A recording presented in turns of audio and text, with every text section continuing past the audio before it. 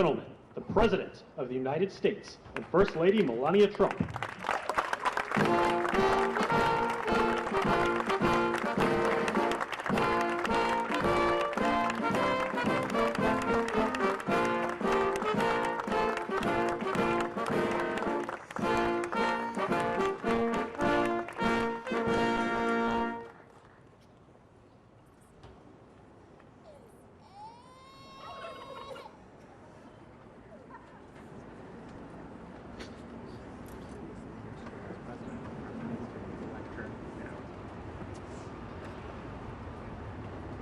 Thank you very much, and I hope you like our new beautiful patio with matching stone to the White House. If this were grass today, you'd be sinking into the mud like they've done for many years, and you would be very unhappy. Please, thank you very much. This was a big day. It's a pardon day for a very important beast.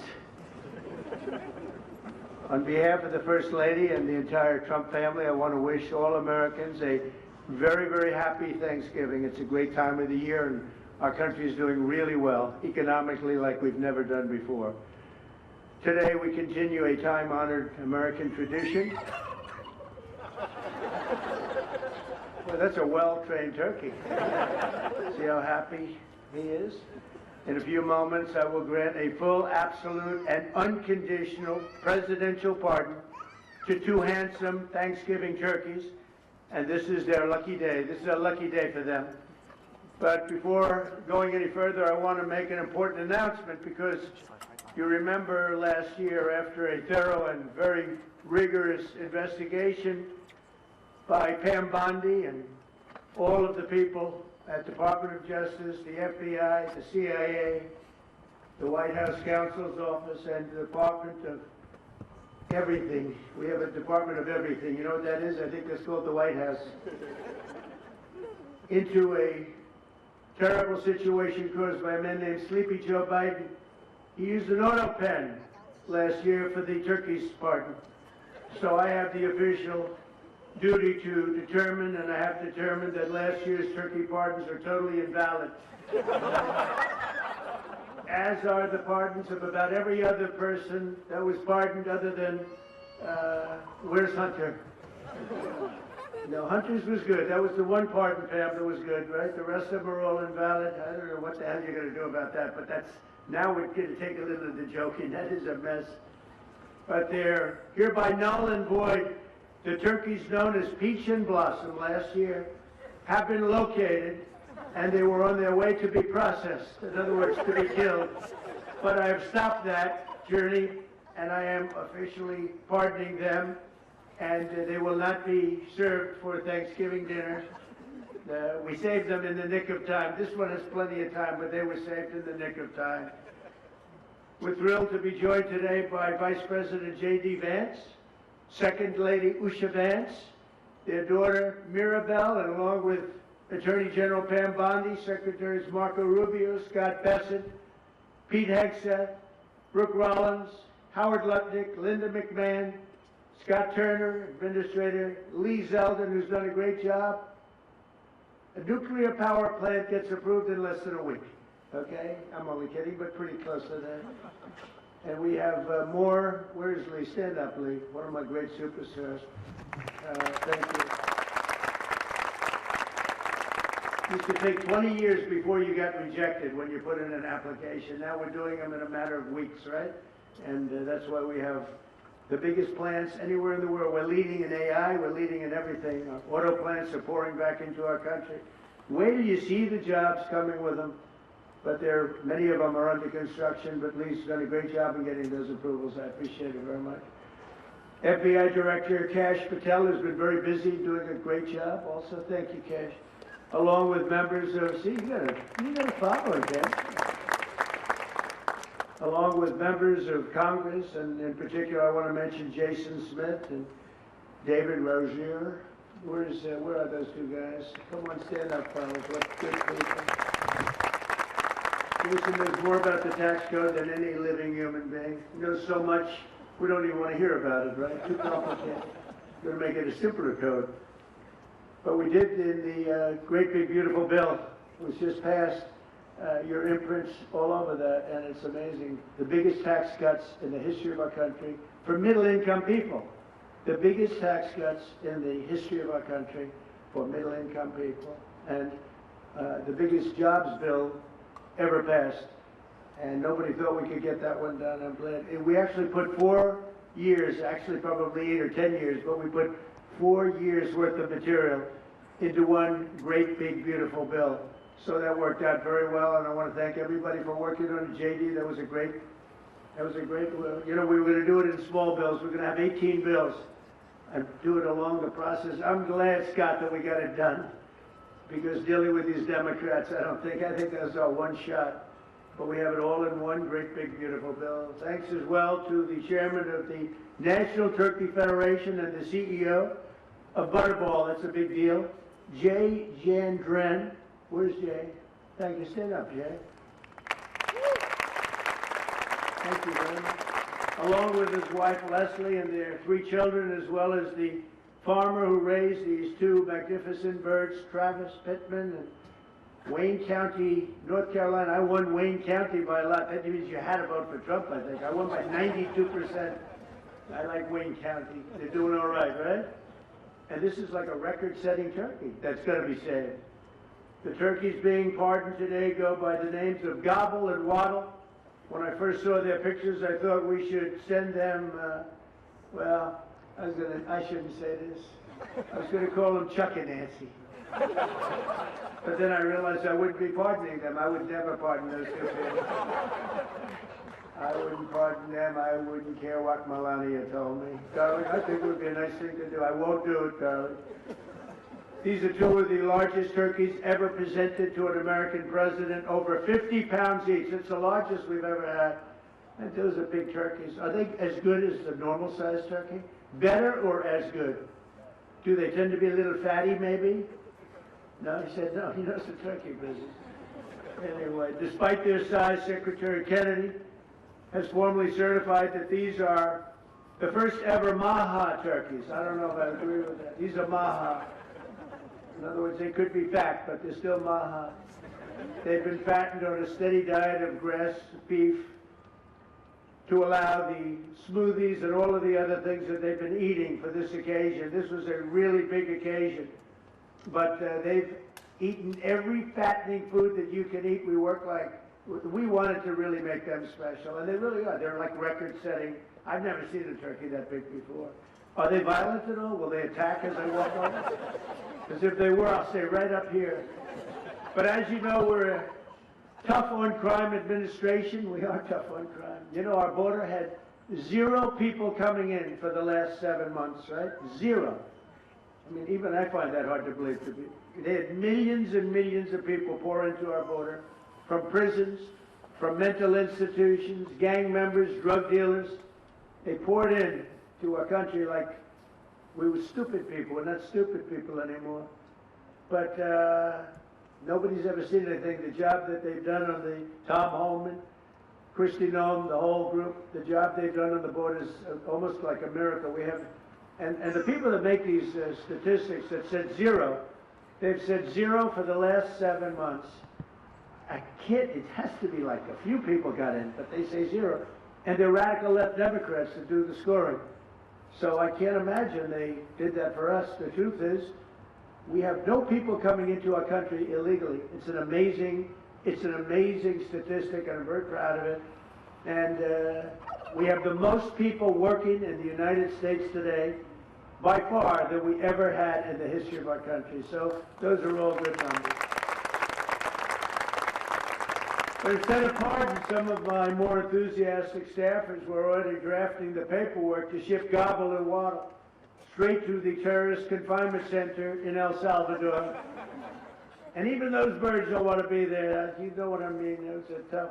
I'd like to thank the president of that country. They do a rather efficient job. It's going to be the largest prison in history. I've never seen anything like it. And a lot of people are behaving on our streets now. You know, Washington, D.C. is considered a safe zone.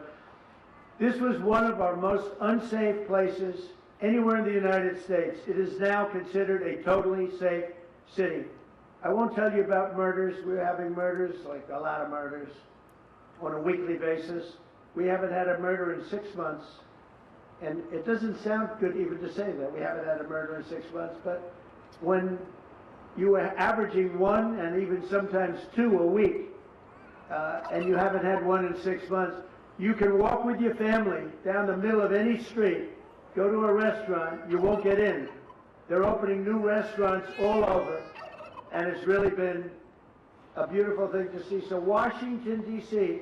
is now a totally safe city, and a year ago it was a criminal mess.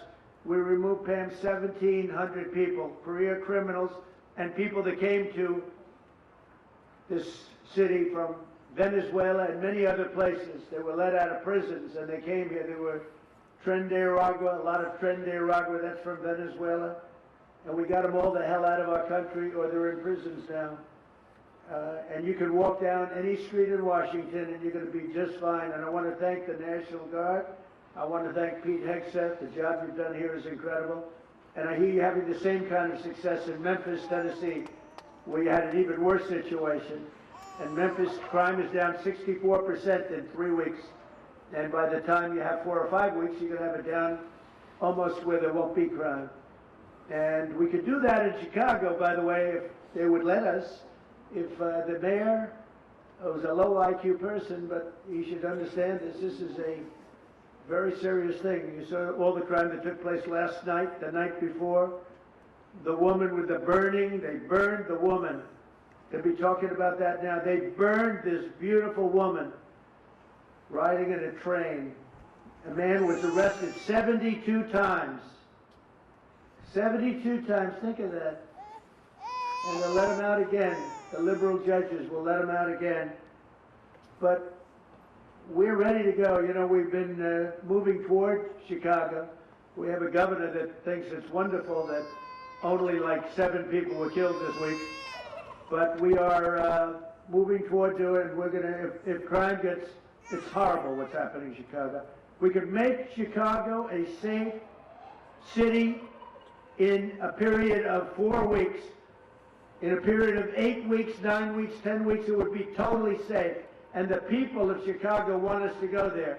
And if you look at the crime that's taken place in Chicago in the last 2 weeks, just take a look. It's on the front page of every newspaper. It's out of control. The mayor is incompetent, and the governor is a big fat slob. You ought to invite us in, say, please make Chicago safe. We're going to lose a great city if we don't do it quickly. Make Chicago, we'll do the same thing as we did in D.C., the same thing as we did everywhere we've gone. It's become almost instantly safe. And I want to do it in Chicago. So Governor Pritzker, if you're listening, let's get your act together. Invite us in. We're going to make your place so safe. You're not going to have these crimes that are making the newspapers and the front page of every newspaper and television story, news story. We'll make Chicago a safe place very quickly. I looked at the various cases, granting mercy, discovering that the terrible trauma that everyone's going through. And I had a little bit of a Pritzker joke. I was going to talk about Pritzker and size, but when I talk about Pritzker, I get angry because he's not letting us do the job. So I'm not going to tell my Pritzker joke. They have a very cute little joke, you know. Some speechwriter wrote some joke about his weight. But I would never want to talk about his weight. I don't talk about people being fat. I refuse to talk about the fact that he's a fat slob. I don't mention it. On a more serious note, as we gather around the dinner table, I'd like to lose a few pounds too, by the way. And I'm not going to lose it on Thanksgiving, I can tell you that. Because I'm going to have a turkey, but it's not going to be that one. I hope all Americans will have the chance to enjoy the fellowship of family and friends and renew our faith in God's providence. 1 year ago, we were a dead country 1 year ago. The King of Saudi Arabia said it to me actually 4 months ago when I was in Saudi Arabia, Qatar, UAE. He said, you know, 1 year ago, the United States was a dead country, and now you've got the hottest country anywhere in the world. We're the hottest country. We have $18 trillion being invested as of now. We're not even close to being 1 year. The most ever was $2 trillion for a certain country I won't name during the last administration. In 4 years, they had less than $1 trillion being invested in the country. In 9 months, we have over $18 trillion. It's a number that nobody has ever even thought possible. And that's in building plants and building so many things, investments in our country. Nobody's ever seen anything like it. But we have more people working. We have more people praying. The churches are coming back. I don't know if you've been reading that story, but religion is coming back to America. Some people say, oh, why would you mention that? To me, that's a big deal. And this Thanksgiving, we're also making incredible strides to make America affordable again. Walmart announced that the cost of their standard Thanksgiving meal is 25% lower than just 1 year ago. That's a big deal. According to the USDA, the price of Thanksgiving turkey is down 33% from its Biden era highs. Potatoes are down 13%. Ham is down 15% compared to last Thanksgiving. So we are down to a level that we haven't seen in a long time. Egg prices are down 86% since March, and gasoline will soon be hovering around $2 a gallon. Under our leadership, we passed the largest tax cuts in history, the largest spending cuts in history, the largest regulation cuts in history, and we have fully secured our southern border. I've also ended 8 wars in 9 months, and we're working on that final war. It's not easy, but I don't know. I think we're gonna get there. 25,000 soldiers, Ukraine, Russia. In the last month, 25,000 soldiers have died. So I think we're getting very close to a deal. We'll find out. I thought that one would have been gone quicker. We did 8. I thought that would have been an easier one, but I think we're making progress. In less than 1 year, we've accomplished more than most other administrations have accomplished in 8 years. And this is a very special Thanksgiving. We thank God for His many blessings and the great success that this country has seen in this short period of time. We draw strength from the love of family and friends, and we express our undying gratitude for the men and the women of the United States Armed Forces. We love them. We pray that peace and prosperity will continue to bless our land, and together we'll really just keep this great drive going to make America great again. MAGA, I think it's the greatest expression in the history of politics. Make America great again.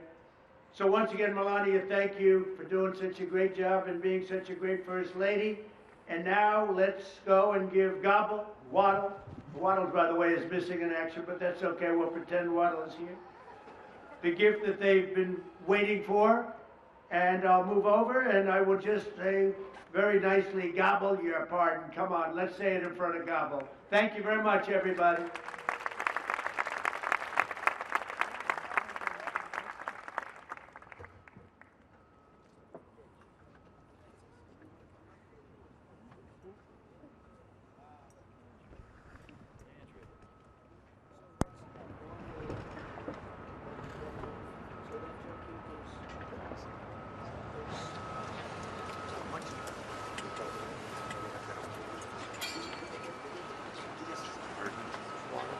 Just asked if they Looks get like a rather bigger. violent bird. Anyway, are you ready? Gobble. I just want to tell you this very important. You are hereby unconditionally partner. Praise the Lord.